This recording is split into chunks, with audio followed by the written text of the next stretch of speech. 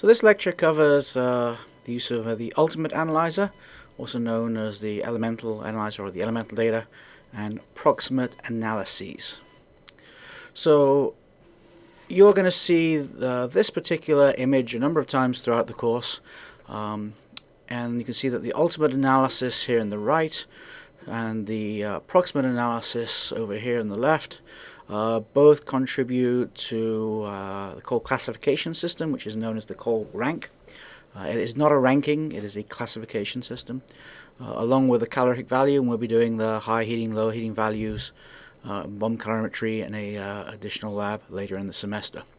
But all of these factors certainly influence the coal quality for combustion. For specific ranks, we can talk about issues relating to coke quality, but as well with environmental challenges related to pollution and environmental controls. And so these are standard entities that we need to be well versed on. Some of the background information that we may get to later in the course. You have to have a representative sample. You can't just use a piece of coal or even a piece of biomass if we're looking at biomass. You have to get a representative sample, and so later in the course we'll come back and address this. But the coal you'll be utilizing will meet -60 mesh and be a representative sample, typically from a column sample or perhaps from a core sample, as shown in this particular example. So you'll have handouts typically every semester, every week, and the ASTM International, this is the collection of information that identifies how the capabilities of the instrument and how it needs to function, as well as how data is processed. And so there are thousands of these. This is just a simple example of 5, but I could have listed 20 related to collecting. Are you going to collect a sample from the coal seam? Are you collecting the sample from a mine car? Are you collecting it from a rail car? There's different practices to ensure that you get a representative sample.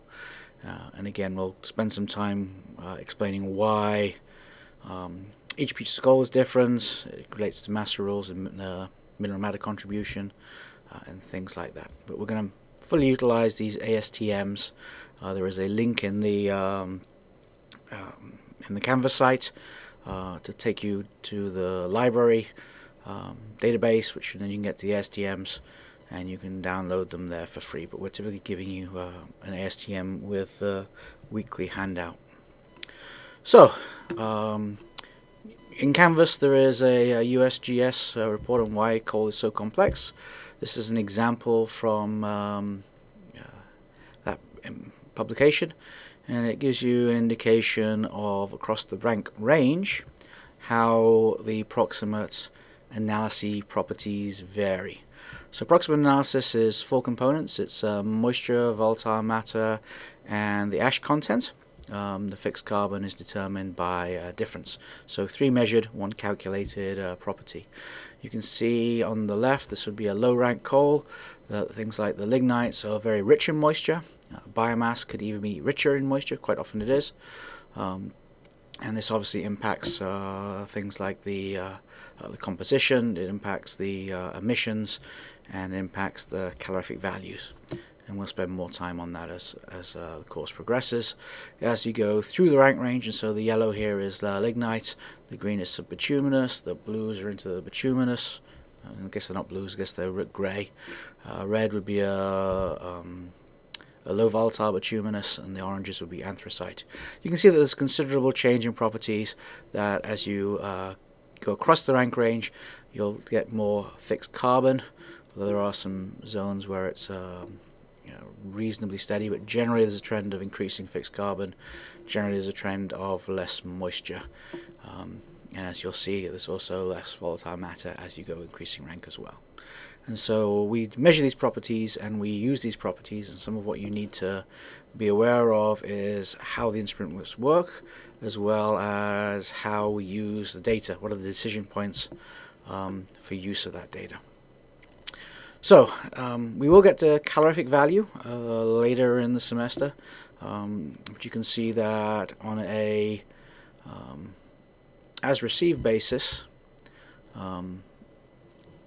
that lignites generally have a much lower value.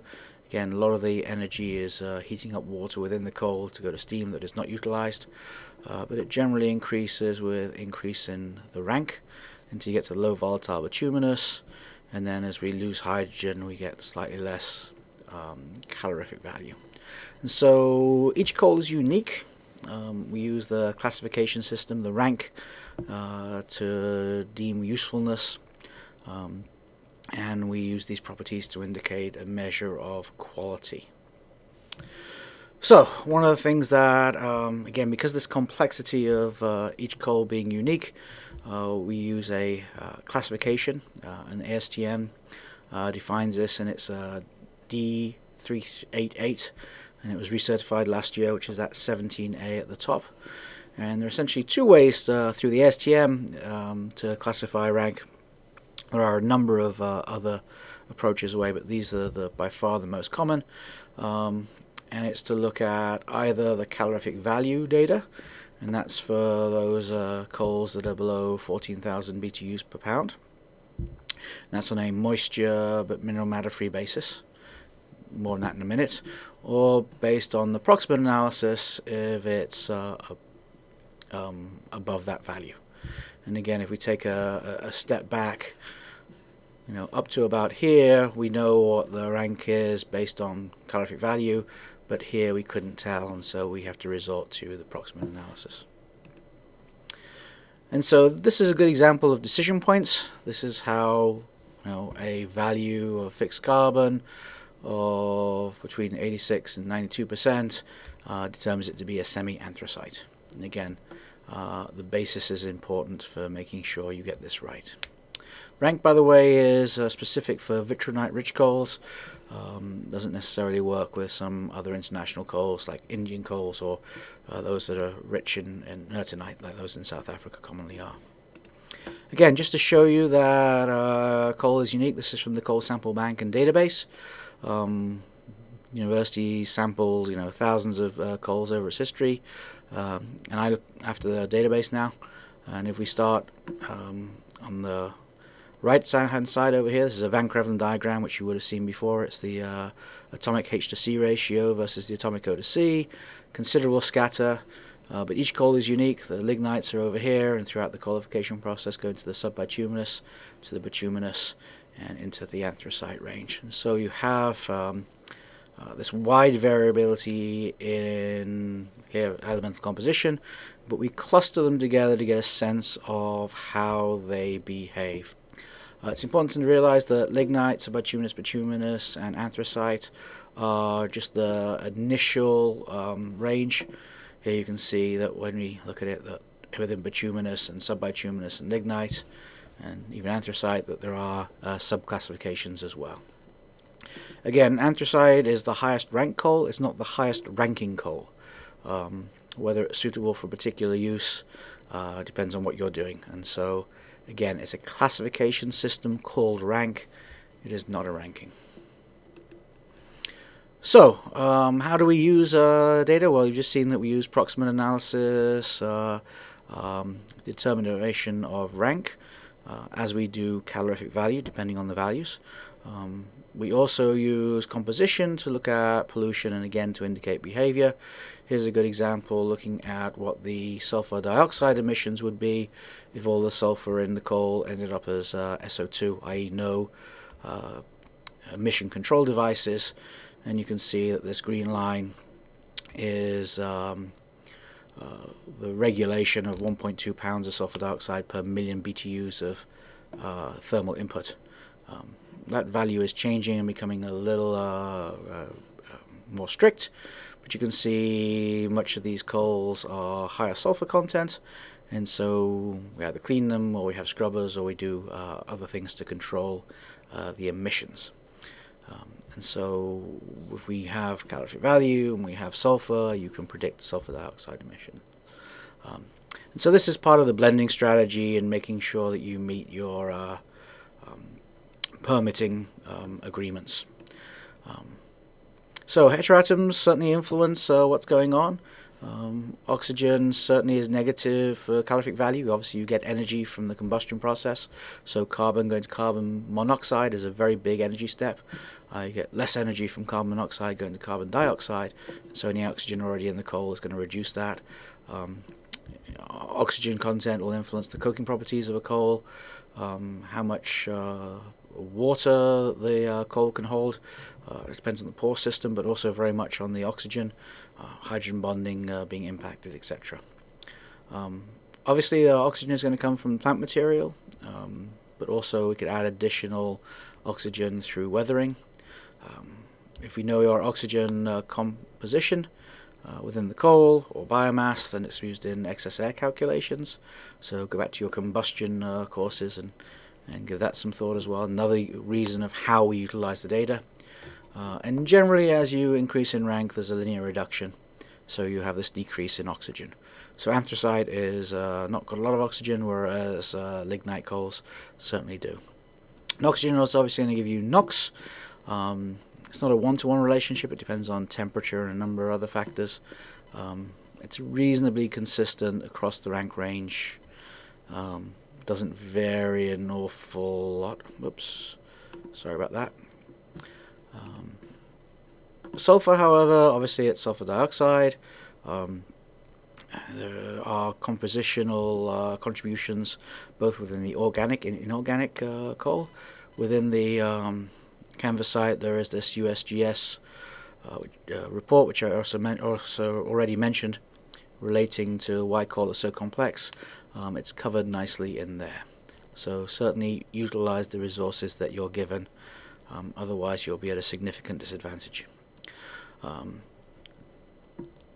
You get some amount of sulfur from the biomass, but much of it comes in that sort of swamp, bog type of environment, sulfur-based bacteria in the post-oppositional environments. Inland sea influences caused high sulfur in places like Illinois. If we're talking about elemental composition of things like diesel, then low sulfur diesel suffers from a lower lubricity. And so again, elemental composition is good to know because it impacts many things. So this geological survey circular is in Canvas. Do read it, do go through. It'll be very helpful in working out what's going on. So a number of corrections and conversions. If we just look at some of these up here, this is very much related to the elemental composition. And what's important about this is that you realize that hydrogen, for example, hydrogen has contributions from the hydrogen in the coal, but also the hydrogen and the water in the coal. And so here is a correction, and again it's well explained in the ASTM, for how to convert it from a as determined basis to a dry basis. And again, if we're trying to go from if we're trying to go to other basis, then that's explained as well. So corrections are obviously necessary to ensure we have the right value. You also need to indicate what basis your elemental data is, so we know what is being discussed. And so take a look at these to ensure you know what's going on. And again, read the ASTM. One of the goals of the course is that you can extract technical information from technical documents. So here's an example of the ultimate analyzer. There's two systems here. There's the CHN, and then the second system, which is attached, is the sulfur analyzer. Primary system is that the sample falls in. It goes through two furnaces. There's one here, an afterburner furnace here. If you read the information, and again it's in the STM as well as in the manufacturer's information, primary temperature is at 950 degrees Celsius for the primary furnace. The afterburner is at 850 degrees Celsius. The products of that combustion get taken into a ballast, and then that ballast, after equilibrium, has a small sample of gases taken from it, and it flows through infrared detectors for carbon dioxide and hydrogen, from water. Another portion goes through a third furnace, and I don't recall the third furnace temperature. It's certainly above 600 degrees Celsius, and that is reduced to nitrogen in the gases is reduced to nitrogen oxide in the gases is reduced to nitrogen gas because the furnace is full of copper. We also have various systems to dry and remove moisture and helium and things out of the way so they don't work. So two of the gases are infrared. We use thermal conductivity to look at the nitrogen because not all NOx gases are infrared. So part of the course is very much about explaining how instruments function. You need to know things like temperatures and what's going on, how and where. It's more than pushing a button. You need an explanation that identifies the various composition. So we determine the composition of the three gases in the CHN. The sulfur setup is very similar. It's a higher furnace temperature, but a portion of it goes to be collected via infrared. In fact, all of it goes to the infrared detector in a slightly different manner, and through our calibration schemes we can work out how much sulfur there is. Oxygen we don't determine, we simply determine it by difference. A number of other things you need to work out on how things work. We need to do a number of conditioning runs. I don't like the term blanks. Blanks implies that we're going to reduce that, do a subtraction and take that data away. If the instrument's been sat for a week unused, it'll take 5 or 6 conditioning runs to just flush the system with helium, go through the process of opening and closing the right valves, of putting the oxygen in for the combustion process, etc., etc. It just takes a number of iterations to get that right. We have different calibrations that we can use. If we're looking at low-rank coals only, then we'd pick up the right calibration. If we're looking at biomass, we'd use a different calibration. Or if we're looking at chars, again, we would look at a different calibration. So this is how we work out what our infrared detectors are giving us, what the value should be. How we do the process is well defined in the STM. For example, the mass is determined to 4 decimal places. And so it's important that you have the right mass. If you have an instrument that will do 5, a balance that does 5 decimal places, only 4 gets recorded. So things like that are necessary, and it's in the ASTM. And of course, conversions as necessary. Another indication of how we might use data: elemental composition can predict the calorific value. It's not hard to measure the calorific value, but it's perhaps nice to have. Of course, you have to know what the C is. Obviously, carbon, hydrogen, oxygen, sulfur, and ash yield, but on what basis these things matter. So this is a Silas chart. Again, you might have seen this before, where you get a sense that as you increase in rank, so go from A to B to C to D to E, we're going from a low rank coal to a high rank coal, the oxygen content is decreasing, you get a sense that the hydrogen content is decreasing. All these factors come into play and will influence your high heating value. That we've seen before. Let me jump to the Prox analyzer. This is nothing but a glorified balance sitting within an oven. It's a very simple piece of instrument. You might even call this a machine. I'm going to yell at you if you call many things machines, because they're really instruments. But when they're very simple, we can call them a machine. So we have a crucible in which we'll take a mass of coal. Typically, ASTM will call for 1 gram, depending on the method. It sits in this oven. This carousel rotates each crucible and weighs them individually, and then when the oven closes, you have various heating under different atmospheres to work out the particular composition. And so what happens is it'll heat in a inert atmosphere until about 107 plus or minus 3 degrees, until there is no change in mass, and that's attributed to the moisture. The volatile matter occurs at 950 degrees Celsius, again in this inert atmosphere. We use nitrogen, and that is, once it's reached that 950 degrees Celsius mark, it's a 7-minute time period afterwards, and that happens obviously quickly, so 7 minutes is more than enough, but the definition requires 7 minutes. Heating rate is typically 50 degrees Celsius per minute. And we add a lid. The role of the lid is discussed in the STM. It's for sparking, so particles jetting out. Some bituminous coals will swell quite dramatically, and the lid helps to keep everything in. It actually will lift the lid off, and the lid will be held, interesting enough. There is no lid for the moisture, so after the moisture occurs, lids get put on, which you can see in this particular crucible. The ceramic cover would be added. And so that's a good thing to remind you to use the appropriate terminology. So you certainly don't want to say the thingy gets the lid put on. If the STM uses the terminology, the ceramic crucible, you should certainly be using the appropriate lexicon to show that you know what you're talking about. After the volatile matter, the system cools down. The lid is removed, heats back up again to 750 degrees Celsius, and oxygen burns everything else off, and so fixed carbon is done by difference. If we go and just take a quick look at what that might look like, so for a bituminous coal, you might see heating up and a little bit of a loss of moisture.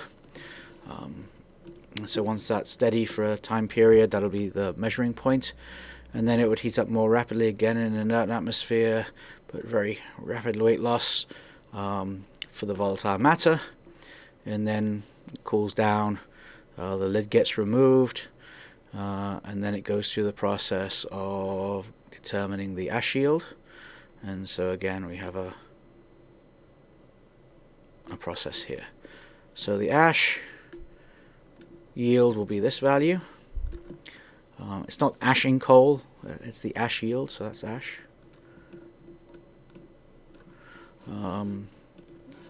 This is going to be moisture. This is going to be volatile matter.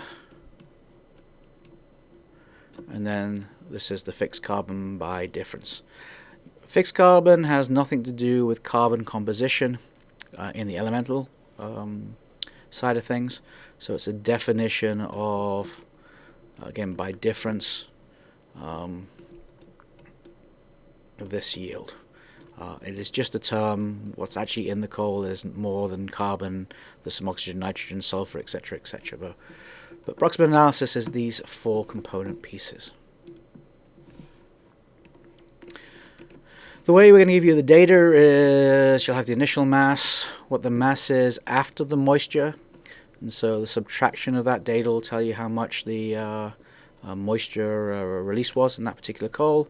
The subtraction of the volatile mass will tell you, again, these 2 pieces of data will tell you how much volatile matter, what that volatile matter yield was. Then the ash yield is actually this value. And so you can put it into the various forms that you need. Now, obviously, there are other corrections. I talked about the corrections for the elemental composition, which are shown here. So that's the corrections for the CHN. For the proximate, we have different bases. So the moisture content of coal varies dramatically.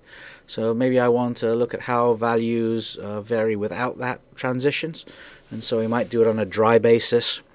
We might do it on a dry ash-free basis, where we're assuming that mineral matter and ash is the same, which is a poor assumption, but a convenient one. We might do it on a dry mineral matter-free basis. So whenever you talk about proximate analysis, I need to know, is it as determined? Is it as received? Is it dry? Or is it dry ash-free? And so this is just simply saying if I had a volatile matter composition and I wanted to know what it was on a dry ash-free basis, then obviously I've got mass contributing to the moisture as well as the ash, and if I remove that from that mass or correct it, then obviously that value of volatile matter will go up. There is a quiz on this later on, but make sure you take care of everything. So just to recap, you have resources in Canvas that you should be utilizing. You've been given ASTMs that you'll need to utilize, and obviously take a look at the reports and make sure you're giving us what we expect. and I will see you all in the lab very soon.